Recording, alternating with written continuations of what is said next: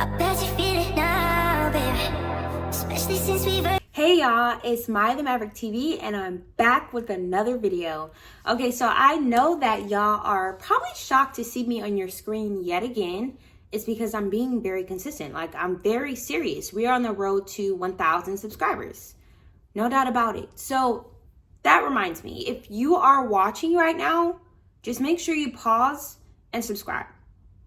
Like, I really need you to subscribe, okay? Okay?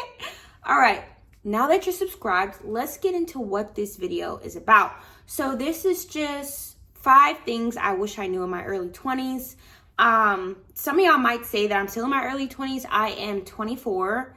Turned 24 a couple of months ago.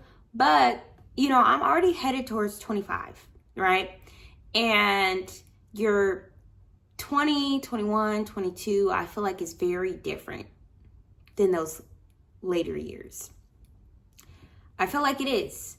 You know, like 20 through 22, I was like kind of living at my parents' house.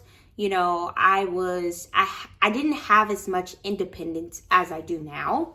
And so my mindset was different. And it wasn't because of that my mindset was different. It's just like, yeah, like 20 to 22, you know, your prefrontal cortex has not even fully developed yet.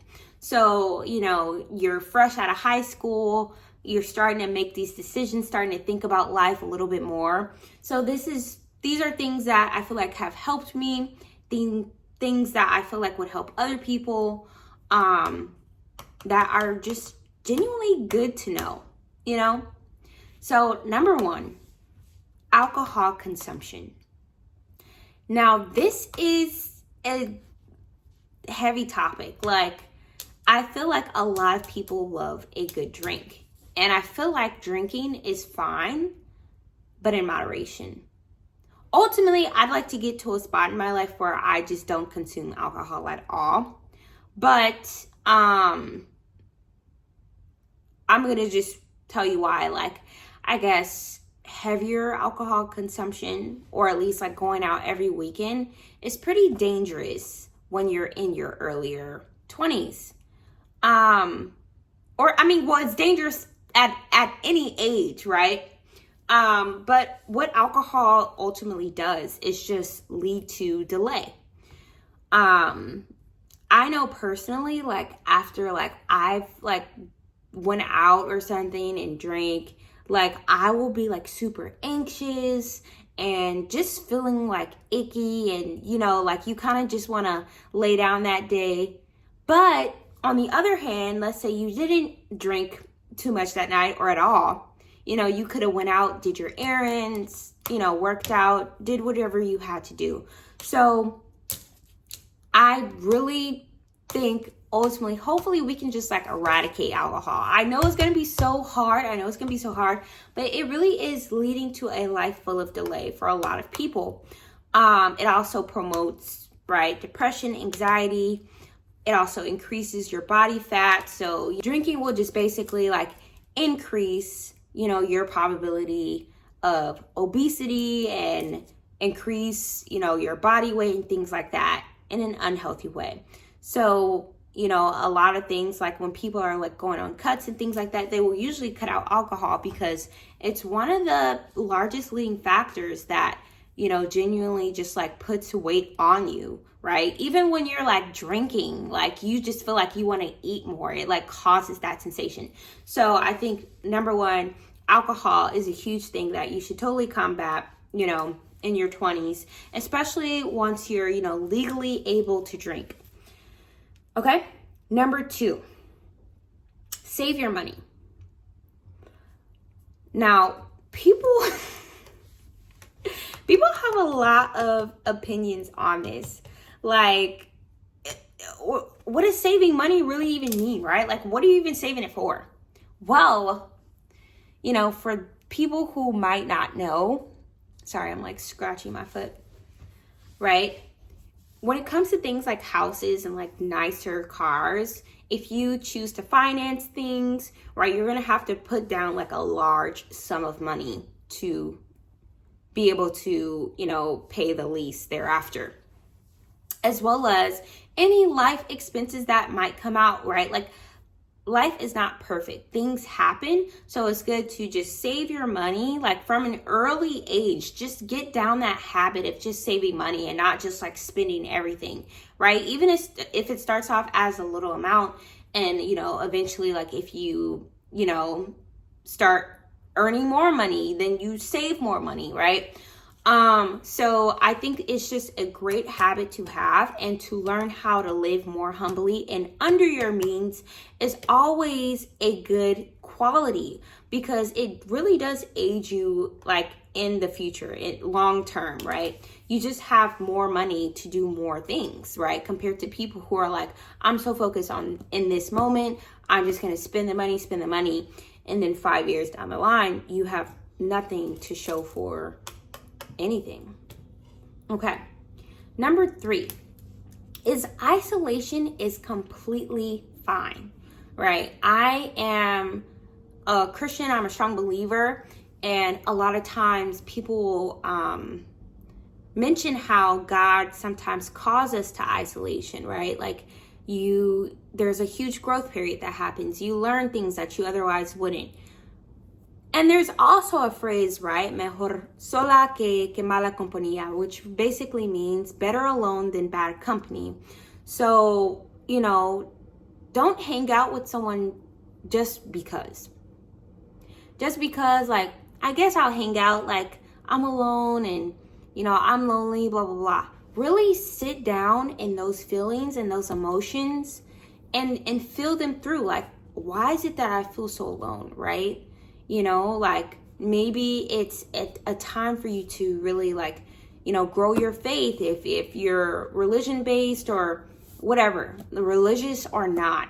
Really just sit down in those feelings and ask yourself why you feel this way. And then think about things that will, like, ease that void, like, create more hobbies for yourself, really get to know yourself and become comfortable with being alone. Honestly, I think it's like one of the hugest growth periods that one can experience. It really increases your self-awareness and self-worth. And that way, when you do interact with people and you're more intentional about it, and, you just require a certain amount of respect and a certain way to be handled. Let's see. Number 4. The best investment is always yourself. And when I say this, I mean this in the most like holistic way. Like, your feelings should always come first. Your fitness should come first. Like, just being healthy, like really taking care of like what you put into your body and making sure that you're outside, getting active, getting sunlight, and that you're taking care of your mind as well. Really pouring into yourself is the best way to see improvement in any area of your life. This is literally like my mantra in life. The best investment is yourself, right? If you want to attract a partner, you got to invest in yourself. If you want to get that job, you got to invest in yourself, right? You got to upskill. You got to get that educational background, right? What else? Your mind, your mental health, right? That goes into taking care of yourself. That means if you need therapy, go ahead and sign up for that therapy. The therapy should come before the new Shein haul or the Wingstop or whatever, okay? But that all goes to say, like, you have to have the discipline to do that. Some people don't prioritize themselves out of, lack of discipline, sometimes out of lack of self-love, esteem, and things like that. And that all comes from just growing, managing those feelings and seeing, what exactly you want to do about them. Number 5 is have a side hustle. This is super important because, personally speaking, when I was younger, I was like, I'm not like talented. Like, I don't like play sports. I'm like athletic, but in like a gym type of way. Like, I can work out, like I can out cycle, outspin people, but like when it comes to like me thinking about like how side hustles are usually started, it's like you're usually like passionate about an art or something, you start selling your art or like XYZ.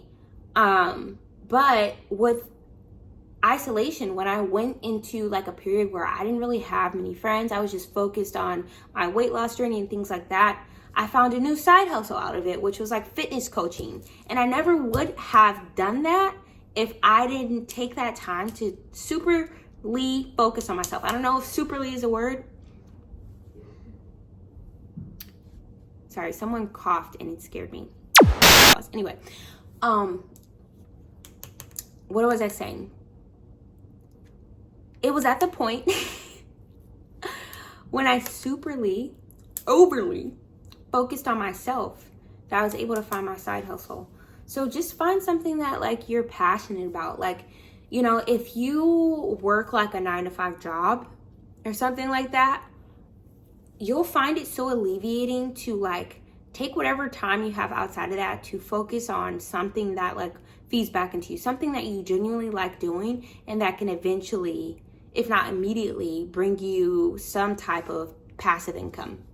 And that's another way of just like pouring into yourself, investing into yourself, because ultimately you're going to get some return out of that, right?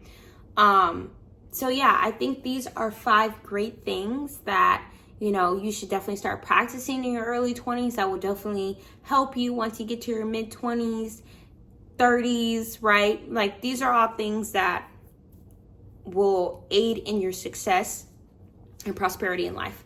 I hope y'all really liked this video. I hope that you subscribe. If you didn't already subscribe, I already told you earlier to subscribe. And then make sure you like and comment. Comment what else you want to see me talk about or do. I do have more vlogs coming soon, right? Like y'all will see more of what I be doing behind the scenes, you know? But yeah, comment down below anything else that you'd like to see me do. Peace.